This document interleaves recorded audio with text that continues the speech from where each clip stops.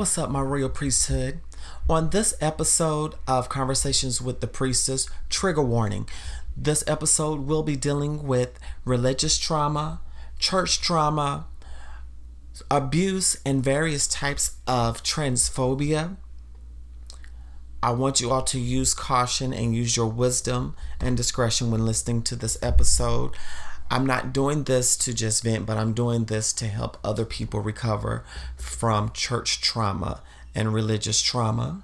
So anybody that's interested, I will also have resources available to help you as well in my show notes. Live, love, and be free. Let's start the show. Hey, what's up, everybody? This is your girl, the priestess, never your mistress, Yannick Taylor. Honey, here's another episode of Conversations with the Priestess. So get your libations and get your ancestors and sit down and have a conversation with your girl.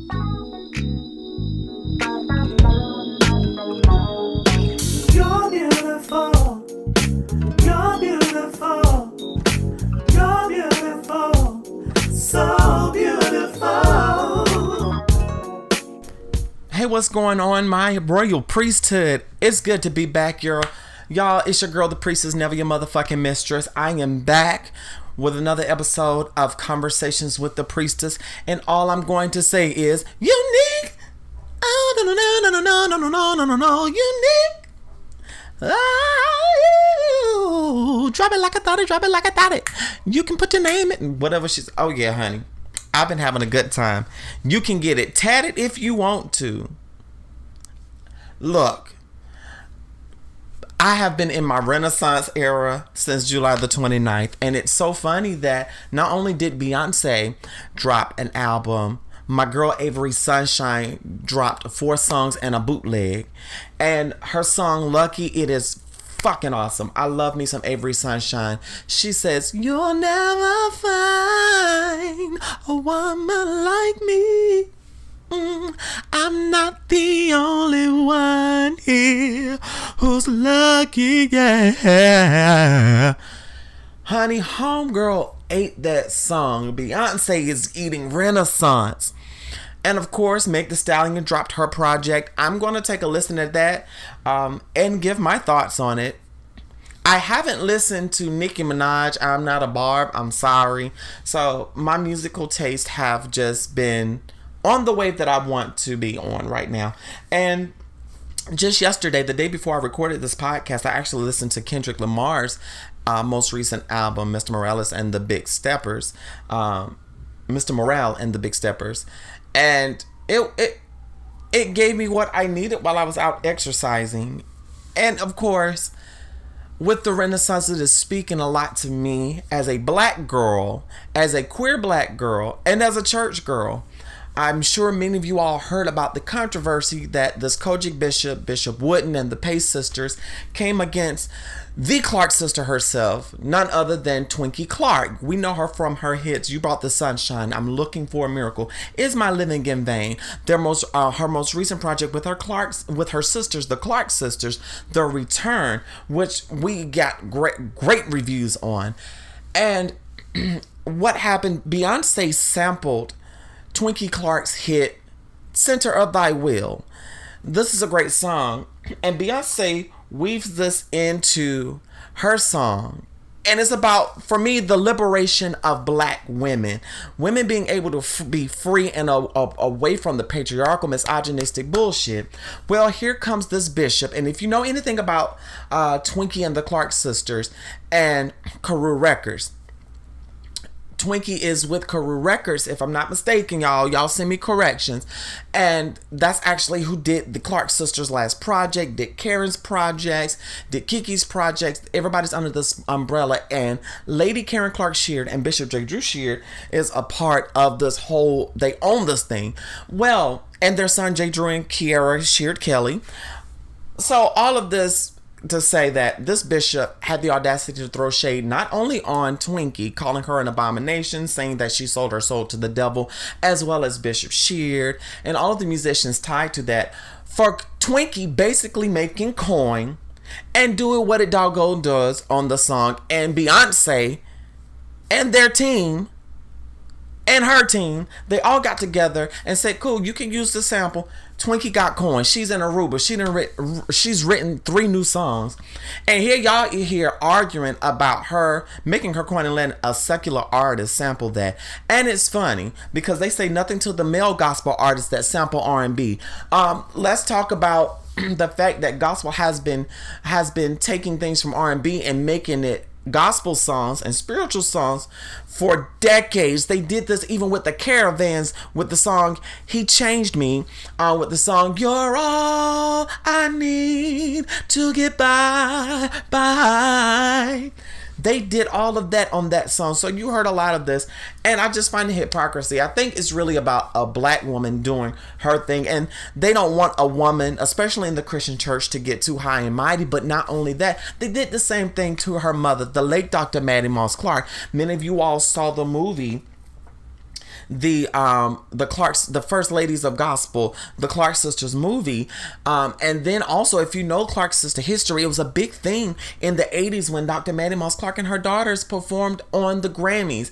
And they came down hard on Dr. Maddie Moss Clark, mainly because she's a woman and she was making the Church of God in Christ excel with the music department. Let's not forget her contributions to gospel music, to music, period. Without Dr. Maddie Moss Clark, we would not have the dynasty of the Clark sisters. We would not have Kiara Sheard, who's been birthed by her mother. It's a whole lineage thing.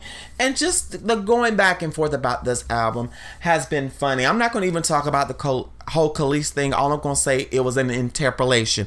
Go look that up, okay? But it's been funny.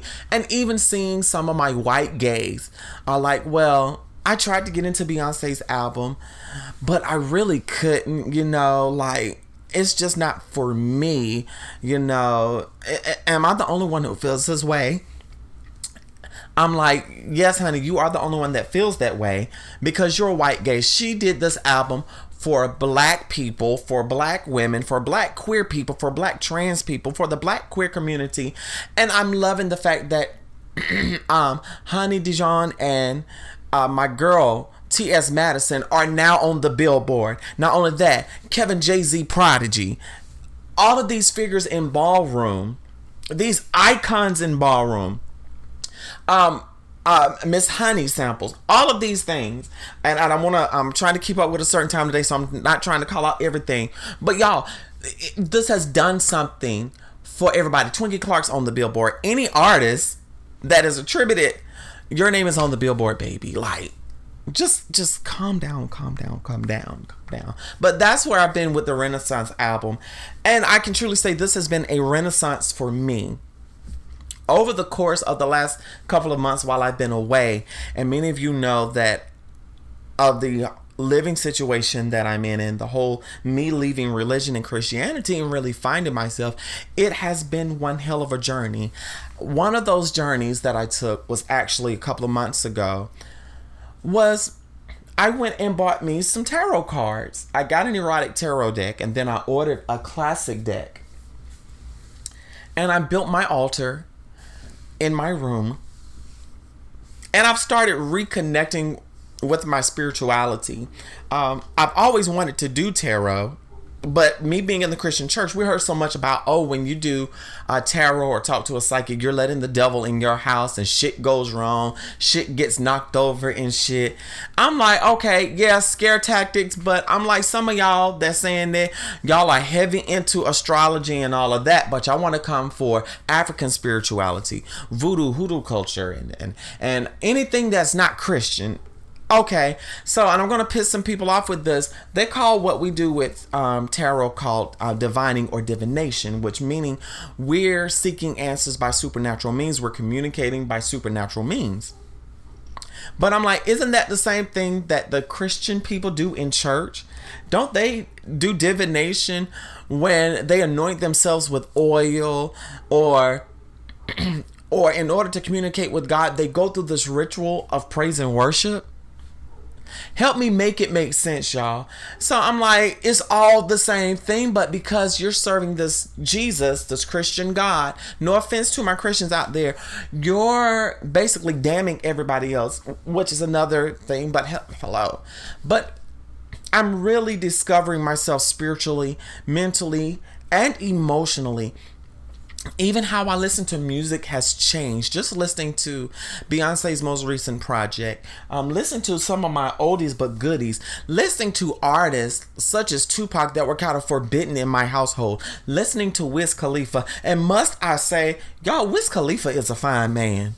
I'm sorry, Wiz Khalifa is a fine man. I don't know what it is about him. Oh my God, he can just snatch me up and make me feel like a woman any day. But anyway, I've been listening to his music. I went and listened to, as per my cousins, they, said, girl, you need to start at the Cushion Orange Juice Project. And I did it. And I must say, it was pretty damn good. Matter of fact, I'm going to listen to that while I'm at work today.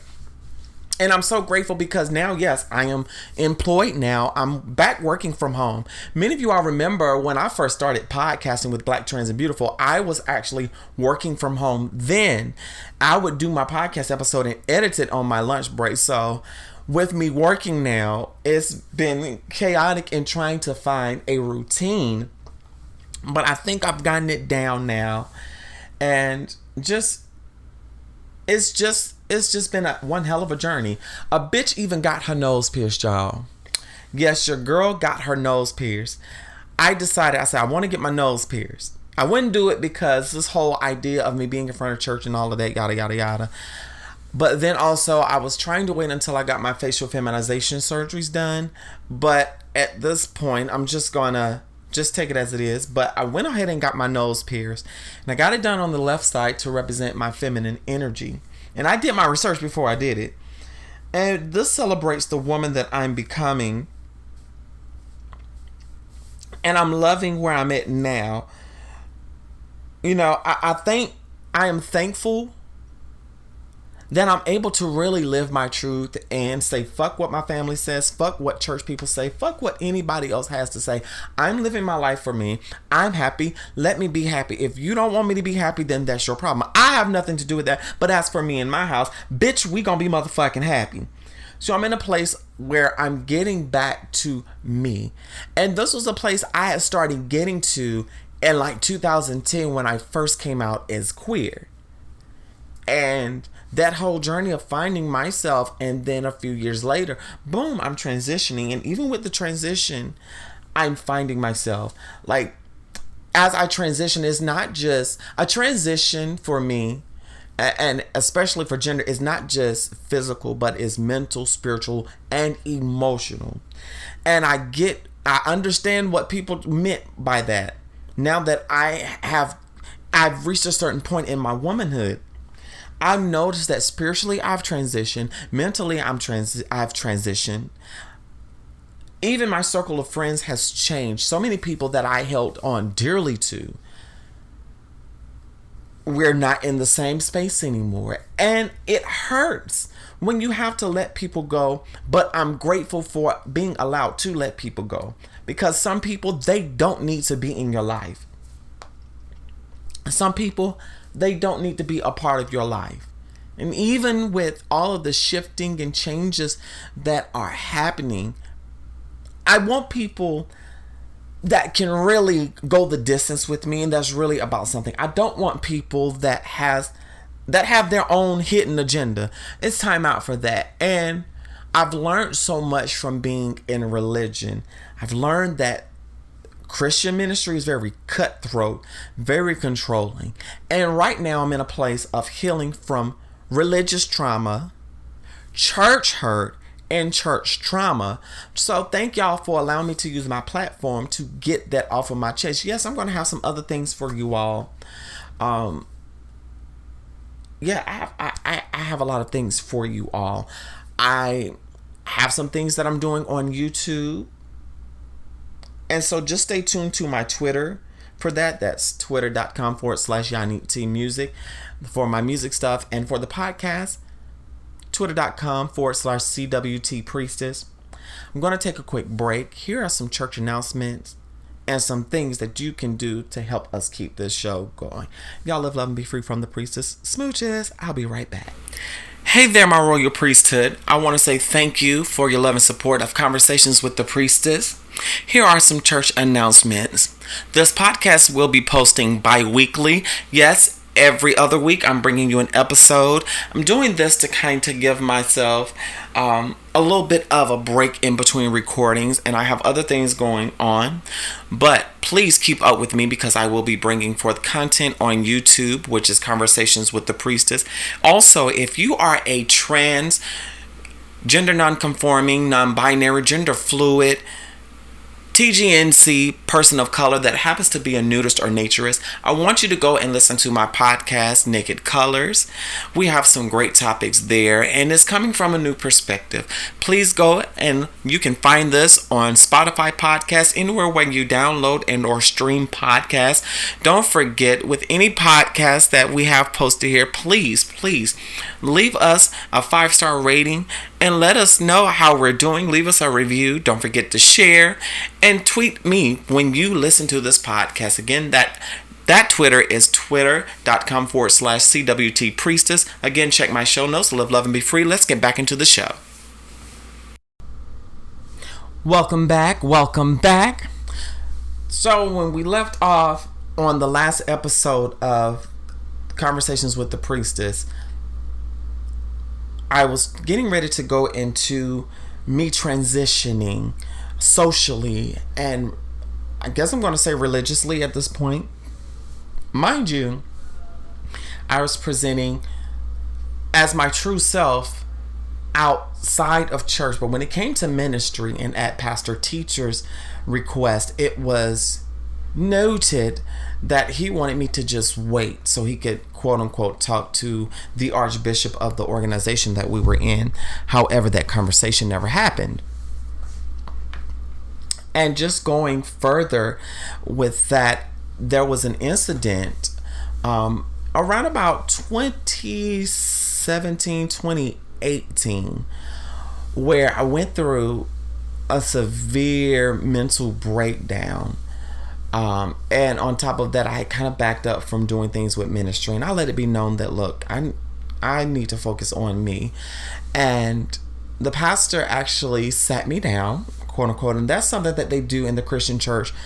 A lot of times when someone aka sins or does something that goes against Christianity or what they want, or either when the pastor feels like people aren't doing things according to how he or she feels that it's done and everything is just wrong, and it's basically an ego trip in the Christian church, in my opinion.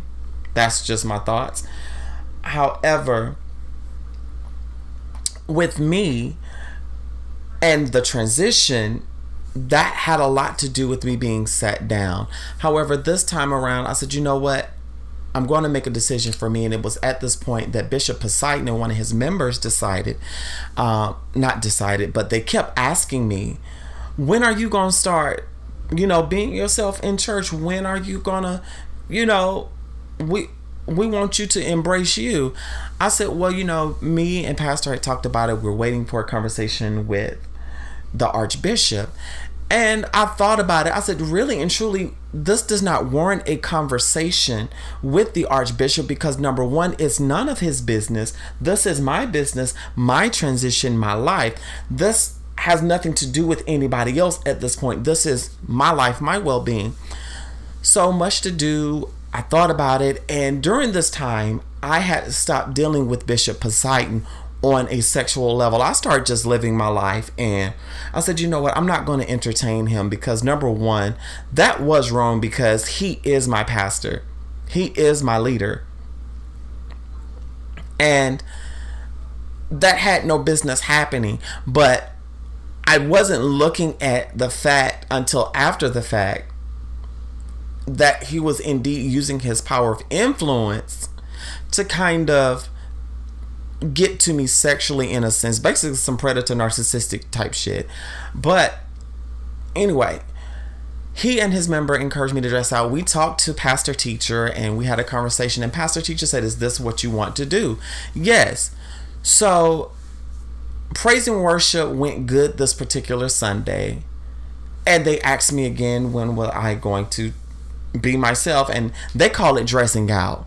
not realizing that this is a part of who I am. I'm about to be my true self. I'm about to really live in my truth at this point in my transition. Let me walk fully in my transition and in my womanhood.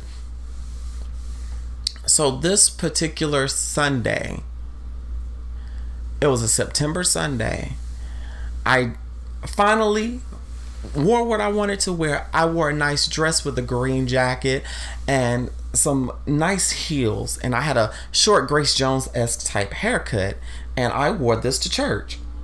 Wore it to church. There were no issues, no problems. I got up there, I did praise and worship, and I gave it all that I had during praise and worship. I really didn't have a choice but to give it all that I had, because I felt that I was in a place to where I'm finally free. I'm living in my truth, and everything is coming full circle. Got up there, and it was wild that Sunday because we had guests. Bishop Poseidon's church family from another state came to hear us preach. He called them his aunt and uncle, and they had met me the previous day. I didn't know anyone was going to be at Bishop Poseidon's house. And what happened, we would have leadership at Bishop Poseidon's house. And some of those times, myself and one of the other adjutants, we would spend the night at his house after we had dinner and just talking and partaking in cannabis, because I'm a cannabis girl. And then sometimes it would just be myself spending the night, and that's when things would happen between Bishop Poseidon and I. Well, before this point in time where I'm singing praise and worship as the woman I am, of course, me and this man had not interacted in quite some time, and I meant it to be that way. But that Sunday, he came up to me, he complimented me and enjoyed the praise and worship. And I went on about my business. But it was crazy because before we left service, after I finished praise and worship and God moved, the bishop gets up. My pastor never said anything until until after this grand announcement. Bishop Poseidon gets up and makes this big speech about me having a new beginning, and he had me run to the back door, dance, and turn around 3 times or some shit like that. I can't even remember. But he made this grand announcement saying that we support you, we got you, we fighting with you, somebody mess with you, we got them, all these wonderful things. And I felt that this was going to be something that was real and true. However, because at this time, Bishop Poseidon and my pastor were having a nasty falling out. Basically, it was a clashing of the egos because ministry wasn't running this way and one wanted to run this way, and it was a whole big to-do about money. You know, the typical church drama. Y'all seen Greenleaf. Y'all seen all these church shows that's been on BET. Y'all know, and if you be in the black church, you know what kind of mess I'm talking about. Hell, we seen the Churchill documentary, whatever the name it was called. So, Hillsong documentary. But anyway, that next week, Bishop Poseidon and I are attending a service where our jurisdictional bishop is preaching. And for some reason, it was just myself and Bishop Poseidon going. My pastor didn't go for some reason. I don't know what was the issue, but I ended up going with Bishop Poseidon. And at this point, I was no longer dealing with him on a sexual level. Yes, since I started being myself fully in ministry and I transitioned religiously, so to speak, he was still trying to slide in my DMs, but I just took it as a thank you and I moved on. And so, thankfully, we stopped texting for a time period like that, and it was just only ministry. Mind you, again, we were meeting at his house for our leadership class. So we hadn't had leadership class in quite some time at this point, and we're at this service, and I kept asking, did anyone call this jurisdictional bishop and let him know, look, yo, I have a member that's trans, she's presenting as herself, is she gonna be okay? You know, and this was after this big grand statement. Well, I did praise and worship that morning, And we went to the service. I get to the service. I danced and did my own thing. And when I leave service, one of the church mothers pulled me to the side and asked me, she said, "Hey, how are you?" "I'm good." She said, "Is everything okay? You behaving?" I said, "Yes." She said, "We gonna talk soon." And she and I had a conversation. She was caught off guard.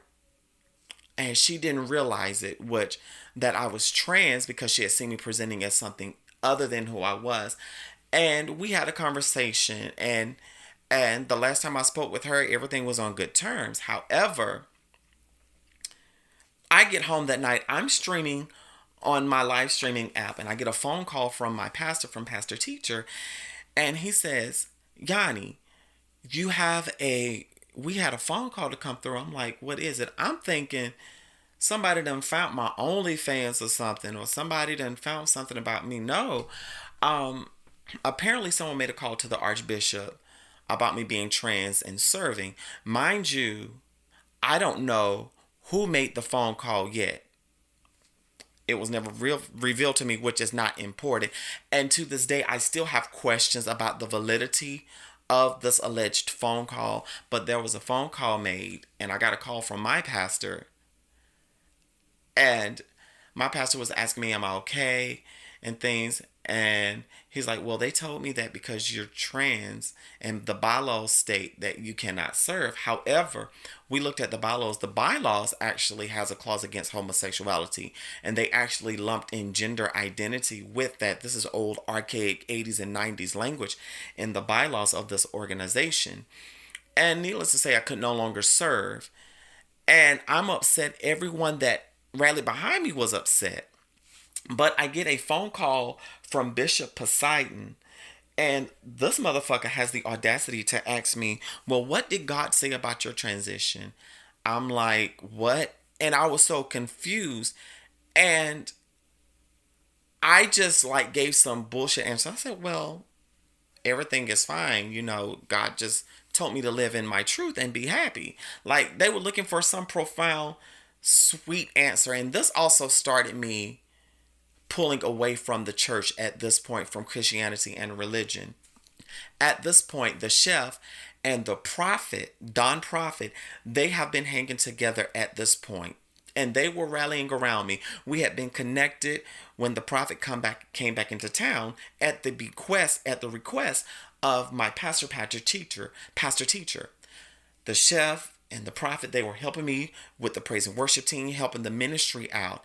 And we had sort of started hanging together, but I really wasn't really trying to hang out with other cis men at this time, because, look, I just dealt with a bishop that was handling me a certain way, and I didn't know how to process all of this. Mind you, I'm in therapy, and my mind is so out of whack. My anxiety is on 10 because the pastors of that church kept calling me every 5 minutes, even before service, for stupid stuff, which commonly happens when you're an elder in the Christian church. They treat it as you're their little minion. And what was so fucked up, they had church anniversary coming up, and the pastor ends up leaving the organization after this point. But what was fucked up was, okay, I'm told that I cannot serve anymore. That next Sunday, which was crazy, was Pastor Teacher's beginning of his anniversary celebration for the month. And of course, I wasn't able to do praise and worship, which sucked. And I got an apology, and there was this big back and forth with the jurisdictional bishop and my pastor. However, I got an apology from the jurisdictional bishop, but no one asked to see if I was okay or anything. And the sad part, in this organization, I wasn't the only transgender, non-gender conforming, non-binary person, TGNC person, that had been victimized by leadership in this position. And then what was so crazy, I didn't even get a chance to talk to the Archbishop, nor did I get a chance to really talk to anybody about how I felt, about my contributions to the ministry. And I felt so I was good enough to serve y'all in one body, but because it goes against, quote unquote, God, which God loves us all regardless, y'all not showing me the same love that you preach about. And I was agitated because during this time we were still preparing for my pastor's appreciation and Founders Day to celebrate the church. And instead of calling it church anniversary, he changed it to Founders Day for some odd reason. And during this time, he still allowed the bishop that told me I could not serve because of my transness to come and preach. And in order for me to attend the service, I had to dress in a way that wasn't too feminine. It could be androgynous, but not as my true self.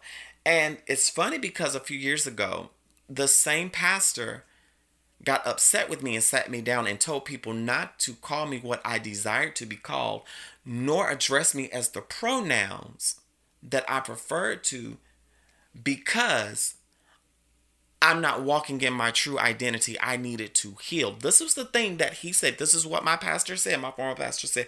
He said, I'm not calling you Yannick anymore. I'm not calling you she or her, because you need to heal first. I'm going to identify what's here. And I felt so eviscerated. And he had other ministers in the church doing this. However, the ones that really care said, I'm still going to call you Yannick and she and her, because that's disrespectful. I have since had people come and apologize to me for how I was treated. And going back to 2021, October 2021, this pastor teacher, basically made me dress androgynous to attend his appreciation service. And in hindsight, I did it just to keep peace, because at this point I'm tired. I didn't really have time to process my thoughts or think, because I had the prophet in my ear, I had the chef in my ear, I had pastor teacher in my ear, thinking that they were helping me, but they were basically just playing mind games with me. So not only did he have me dress androgynous, pastor teacher, in the church that we were in, it has a balcony. He said, well, he told me the day before, he said, I want you to go up there and record from the balcony. And I thought it was rather odd. I'm thinking, well, maybe because it's going to be so many people, it wouldn't be, wise for me to record on the floor. But I'm like, oh, I get it. You're wanting to hide me away because I'm like your dirty little secret. And I realized now he basically wanted me to dress androgynous, and he basically put me in the balcony to hide me away and gave me the task of recording service so I would be out of the way, because my transness was an embarrassment to him. And because during this whole time period, he never once defended me. He never once, he didn't do anything. He didn't do anything to protect me. It was like, instead of allowing me to speak up for myself, instead of defending me and having me say, no, I'm not going to let you treat my member any kind of way.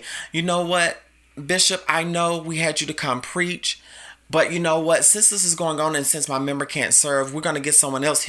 Don't worry about the money back. We're going to go by other means, because I want my member to be herself. No, pastor teacher did not do that. It was more so, do this so I can appease these people and still look good. So when I leave, I won't look bad. Like, fool, either way you going to leave, they going to talk about you anyway. And I just felt that it was a lot of stuff that was done to make it look good. And it really hurt me. It really hurt me to my core. And shortly thereafter that, Bishop Poseidon and pastor teacher finally fell out. And this turned out to be a whole spectacle. And in comes the chef and Don Prophet. Again, I met the chef at another church that I worked as musical director.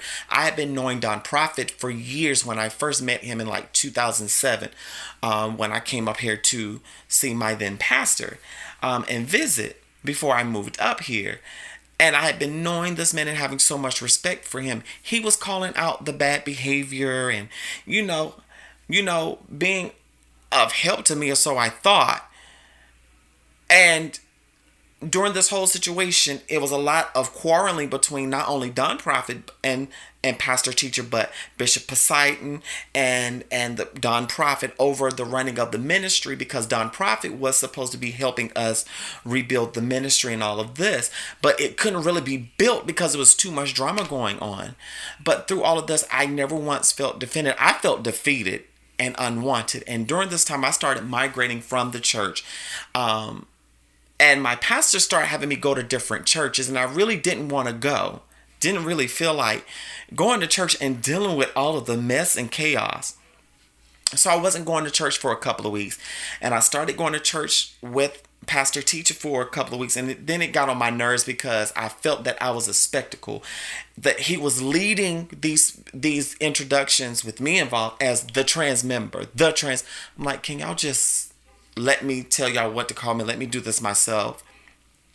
And I started trying to get comfortable back going to church, but I couldn't get comfortable. And it was disrespectful for him to ask me to go to the church where allegedly somebody made a phone call about me.